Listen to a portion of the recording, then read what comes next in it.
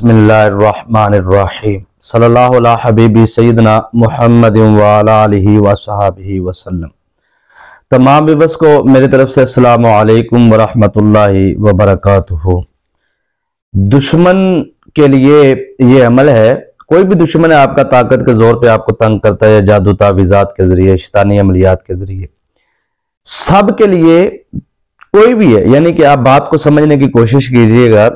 एक दुश्मन है जो आप के खिलाफ जुबान से साजिशें करता है, तो पहले उसके जहन में, उसके दिल में, उसके दिमाग में आपकी शक्ल आती है, फिर वो आपके बारे में प्लानिंग करता है। ये मैं आम दुनियादारी की बात कर रहा हूं कि किसी के पास आपका राज है, कोई भी बात है, किसी ऑफिस में काम करते हैं, घर में खवातीन मर्द जो भी है, जो एक दूसरे का जो दुश्मन होता है, जो दुश्मन अपने दूसरे दुश्मन के लिए साजिश करता है, वो सबसे पहले अपने आंखों के सामने, अपने दिलो दिमाग में उस दुश्मन का तस्वुर लेके आता है, फिर प्लानिंग करता है कि मैंने ये करना है। इसी तरीके के साथ आपका कोई अजीज या रिश्तेदार या कोई भी आपके खिलाफ तावीज़ात करवाना चाहता है या जादू अमलियात करवाना चाहता है, वो भी इसी तरह करता है कि वो एक आमिल के पास जाता है या वो खुद आमिल है, दोनों चीजें।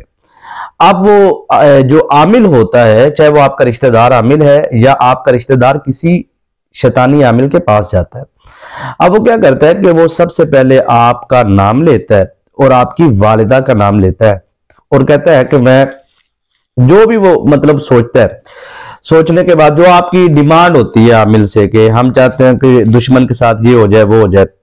अब होता सर ये है कि वो पढ़ाई करता है और पढ़ाई करने के बाद शैतानी जिन्नात मुवक्कलात से मदद मांगता है, क्योंकि उसके नजदीक उनसे मदद मांगना जायज है। हमारे नजदीक तो शिर्क हराम है। अब होता सर ये है कि जिस वक्त वो उन शैतानी जिन्नात जो भी हैं, मैं अब उनके नाम वगैरह या ये वो इस टॉपिक की तरफ जाऊंगा ना तो बात ज्यादा लंबी हो जाएगी। अब उन शैतानी मुवक्कलात को, शैतानी जिन्नात को वो बुलाने के बाद, उनके नाम लेने के बाद, जैसे हमारे नूरानी रूहानी अमलियात के अंदर या जिब्राइल हो या मिकाइल हो या इसराफील हो या इजराइल हो, फिर उसके आगे फरिश्तों के नाम और उस तरह मुवक्कलात के नाम, फिर उसके बाद सरदारान जिन्नात के नाम, फिर उनकी ड्यूटियां लगाना। जैसे ये रूहानी आमिलीन करते हैं ना, ऐसे ही शैतानी आमिलीन। फर्क इतना होता है कि जो रूहानी आमिलीन होते हैं वो अल्लाह से मदद मांग के, अल्लाह के हुक्म से, यानी कि जो अल्लाह के हुक्म से वो मदद आई होती है रूहानी, उनको हुक्म करता है। तो यहां पर उलट है, यहां पे जो शैतानी आमिलीन होते हैं वो उनसे मदद मांगते हैं। याद रखिएगा, जब तक कोई भी, चाहे वो कोई भी है, वो मुसलमान का लिबादा ओढ़ के बैठा है, वो बड़ा नमाजी परहेजी है, हमें पता होता है अंदर की बात कि उन्होंने जिस्म को पलीत किया होता है, कपड़ों को नजर नहीं आता, लेकिन ऊपर से बड़ा सफेद लिबास होता है, जो शैतानी जादू करते हैं।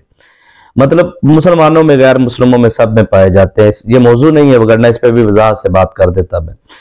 अब होता यह है कि जब तक शैतानी जिन्नात के सामने मदद ना मांगी जाए और उनके जोन सा है, वो जो बड़ा शैतान होता है, उसको जोन सा है वो कुफरिया कलिमात के साथ उसे मदऊ ना किया जाए, बुलाया ना जाए, तब तक वो उसकी मदद नहीं करते। अब वो कुफर में जा चुके होते हैं, चाहे कोई भी हो, माने या ना माने, लेकिन वो शैतानी अमलियात में पहले लाजमन है कि कुफर में जाना पड़ता है, क्योंकि मुसलमानों के नजदीक अल्लाह के अलावा किसी के सामने सजदा करना भी शिर्क है और किसी से मदद मांगना भी। अब चाहे वो किसी भी मखलूक के अंदर है, वो एक अलग टॉपिक है, किस लेवल पे, किस तरीके से, जैसे हम अपने मदद के मामलात, ये अलग मौजू है। तो मदद के कायल भी हैं हम, और वो एक हद तक है, लेकिन जो मामलाते इबादत में आता है और वहदानियत पे आता है और अल्लाह समद होने पे, तो उस तरफ जो उनसे है वो यही कानून है कि अल्लाह तबारिक व तआला जल्ला जलालहू की मदद मांगी जाती है रूहानी अमलियात में। अब सर समझने वाली बात यह है कि पूरी गुफ्तगू का खुलासा कलाम यह है कि जिस वक्त शैतानी आमिल जो उनसे है वो अपने उन जिन्नात जिनसे उसने माबूद मानकर उनसे मदद मांगी होती है, वो उनको कहता है कि फला बिन फला जो है उसकी जाके जबाबंदी या उसका दिलो दिमाग या उसका कारोबार बंद कर दिया जाए, उसकी बेटी की शादी की बंदिश। वो फिर शैतानी जिन्नात आते हैं और वो आके वहां पर अपना कब्जा जमा लेते हैं। अब खातून या मर्द कोई भी है, वो मोहब्बत जागती है उसे, और उसे लगता है कि बंदिश है या किसी आमिल ने उसके पास कोई मतलब तरबियत तो होती नहीं है कि उसने रूहानी तरबियत कहीं से हासिल की हो, बस वो यूट्यूब से एक वजीफा सुना और उसने वो पढ़ना शुरू किया। उससे क्या होता है कि वो उन शैतानी जिन्नात को तकलीफ होती है और वो वहां से उठ के चले जाते हैं। लेकिन जैसे ही आपका अमल खत्म होता है तो अमल के दौरान ही पहले वो आपके नाबालिग बच्चों की तरफ, शोहर की तरफ, चाहे वो दुनिया के किसी कोने में, उनको वो मामलात को डिस्टर्ब करते हैं ताकि मियाँ बीवी में लड़ाई, फसादात, झगड़ा, ना औलाद ना फरमान। ये मैं चीजें काफी जो मैं बयान करना चाहता हूँ वो ये है, क्योंकि इसको मैं वजाहत से पहले वीडियोस में बयान कर चुका हूं। अब नतीजा ये है कि जिस वक्त आपके खिलाफ आपका कोई भी दुश्मन जुबान से, अपनी ताकत से या अमलियात से आप पर वार करता है, उस वक्त उसके दिलो दिमाग में आपकी तस्वीर होती है। तो अब हम आपको ऐसा अमल देने जा रहे हैं कि आप जब ये अमल करेंगे तो जब भी कोई भी, चाहे वो शैतानी जिन्नात हो, शैतानी मुवक्कलात हो, चाहे वो आमिल हो, वो आपका तसव्वुर नहीं बांध सके, यानी कि वो जो शैतानी चीजें भेजेगा उनको नजर नहीं आएगा। जैसे कहते हैं ना दुश्मन को अंधा कर देने वाला, वो जिन्नात, मुवक्कलात, वो इंसान, उनके दिलो दिमाग से आपका तसव्वुर निकल जाएगा। ये इस लेवल का अमल है। आप बिल्कुल, इसकी बहुत सारे फजाइल भी हैं, वाकयात भी हैं। मैं फजाइल वाकयात बयान करने का आदी नहीं हूं, मेरे साथ पास बहुत सारी चीजें होती हैं, लेकिन मैं कोशिश करता हूं कि अपने व्यूअर्स को टू द पॉइंट बात करूं। अब यहां पर सर ये है कि आपने, चाहे आप मियाँ बीवी घर में, शोहर जो उनसे है वो, और खातून ये समझती है कि मेरा शोहर बस जुबान, हालांकि बेचारे होते नहीं है शोहर तो बेचारे पहले ही, हाँ जी, तो वो मामलात बहरहाल मान लेते हैं जी, कोई ऐसा शोहर, असल में ये नशई वगैरह जो होते हैं, जो नशा करते हैं ना, ये असल में होता है। तो वो अगर आपको बदजुबानी करता है, या खातून है कोई, वो अपने शोहर से कोई भी किसी भी मामले से, अब आपकी अमल की जान है नीयत, ये समझनी है। जैसी आप नियत करेंगे, आप चाहते हैं कि मेरे खिलाफ मेरा शोहर बदजुबानी ना करे बल्कि खामोश हो जाए, ठीक है, और मुझसे मोहब्बत करने लगे, तो आपने ये नियत करनी है। अगर आप चाहते हैं कि मेरा फला बिन फला जो दुश्मन है उसके साथ ये हो जाए, वो हो जाए, वो आपने नियत करनी है, माने आपको नियत समझानी है, ठीक है जी। तो आपने परहेज करना है बीफ के गोश्त से, ये आपने ज़हन में रखना है। इस अमल को जिसने भी करना है, मुसलसल आपने इस अमल को 11 दिन करना है, नागा नहीं करना। जिस्म का पाक होना जरूरी है, खवातीन मखसूस अय्याम में इस अमल को ना करें, और जब वो पाक हो जाए उसके बाद वो 11 दिन अमल करें। 11 दिन का ये अमल है, तो दरमियान में अमल छोड़ना भी नहीं है। अमल को शुरू करने से पहले आपने सदका भी देना है बाई रखवादे बेजावान जानवरों के लिए, जो भी आपकी गुंजाइश है, तौफीक है, चावल वगैरह, ये वो बीफ जो भी है, ठीक है जी। और आपने जो सा कच्चा प्याज, लहसुन, अदरक, ये इसलिए नहीं कि बदबू आती है इनसे, तो आपने ये इनका इस्तेमाल कच्चे का नहीं करना, पके हुए का कर सकते हैं, कोई मसला नहीं है, ठीक है जी। सुदक का परहेज कर लें तो ज्यादा बेहतर है, वगरना इसमें इतनी कोई लाजमी शर्त नहीं है। उसमें आपने जो उनसे जगह तब्दील नहीं कर सकते, बस इस अमल की जान है ना वो ये है कि आप जगह नहीं बदल सकते कि इधर से उधर, उधर से उधर, आज इस कमरे में कर लिया, कल उस कमरे में, आज इस शहर में कर लिया, कल उस शहर। ये अमल की लाजमी हिस्सा है कि आप एक ही जगह पर करना है, ताकि इस अमल के मुवक्कलात उसी जगह पर इंतजार कर रहे होते हैं। वैसे भी अमल का, वज़ाइफ का, चिल्ले का कानून यही होता है। अच्छा जी, ये अमल आपने ईशा की नमाज के बाद करना है, 2 रकत नफल नमाज सलातुल हाजात के अदा करने के बाद करना है। आप तरीका समझिए।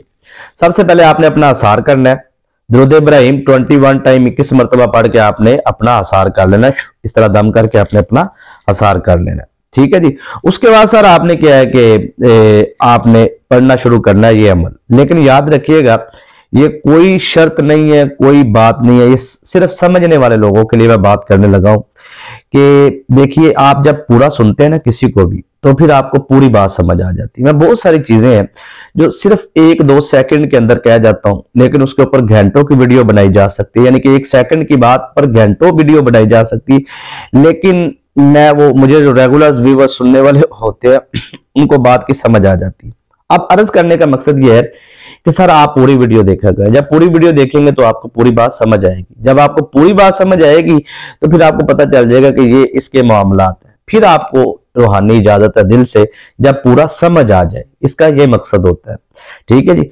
ये शर्त व शराइत नहीं है, सिर्फ ये है कि समझ के आप अमल करें, और दिल से इजाजत है जो वीडियो को लाइक करेगा और पूरी वीडियो देखेगा। अच्छा जी, कोशिश किया करें, लाइक कर दिया करें, आपने तो एक बटन ही दबाना होता है। तो ये हौसला अफजाई होती है हमारी, हमारा दिल खुश होता है कि इतने लाइक्स आ गए, इतने लोग हमारे साथ रूहानी निस्बत में है। और जो रूहानी निस्बत कायम करना चाहते हैं वो वीडियो में कहीं ना कहीं हम नंबर दे देते हैं, तो आप उस नंबर पे रूहानी निस्बत भी कायम कर सकते हैं। अच्छा सर, आपने जोन सा है वो आपने इशा के बाद अमल करना है, 2 रकत नफल नमाज सलातुल हाजात के अदा करने के बाद करना है, तादाद का ख्याल रखना है, वक़्त का ख्याल रखना है, जगह तब्दील नहीं करनी, बावुजू होके अमल करना है। अमल के दौरान अगर आपका वजू टूट जाता है तो आप जाए और जाकर वजू करें और वापस आके आप फिर वहीं से अमल शुरू कर सकते हैं। मतलब कुछ अमलियात होते हैं जिनको दोबारा शुरू करना पड़ता है, लेकिन इस अमल के लिए कोई शर्त नहीं है। वजू टूट गया, आप उठे, वजू करें, आपने मतलब 50 मरतबा पढ़ ली है, तो अब आप आके 51 टाइम आप 51 मरतबा आप दोबारा शुरू कर सकते हैं वहां से। 10 मरतबा पढ़ा है तो आप 10 मरतबा के बाद आप 11, 12, 13, 14 वहां से शुरू करें। समझ आ रही है जी?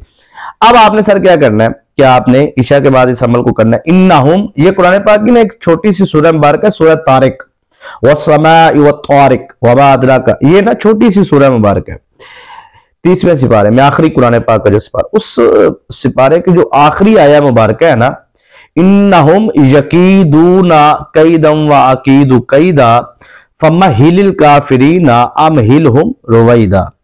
ठीक है जी, ये आया मुबारक, ये आपने ऐसे पढ़नी है, इन्नहुम यकीदूना कैदम व अकीदु कैदा फमहिलिल काफिरीना अमहिलहुम रुवैदा। ये इस तरीके से आपने इसको जोन सा है 1100 मरतबा पढ़ना है। ठीक है, 11 तस्बीहें इसकी पढ़ने के बाद आपने फिर नियत करनी है, पहले नियत नहीं करनी।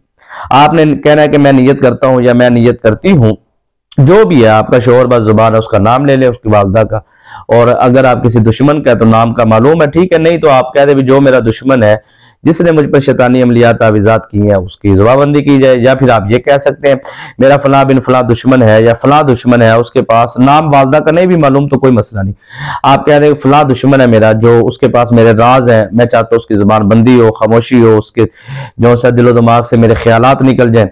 तो ये अमल आप 11 दिन के अंदर अंदर देखेंगे कि आपका दुश्मन आपसे बिल्कुल पीछे हट जाएगा और आपको कामयाबी मिलेगी। दुआ में याद रखिएगा। इजाजत।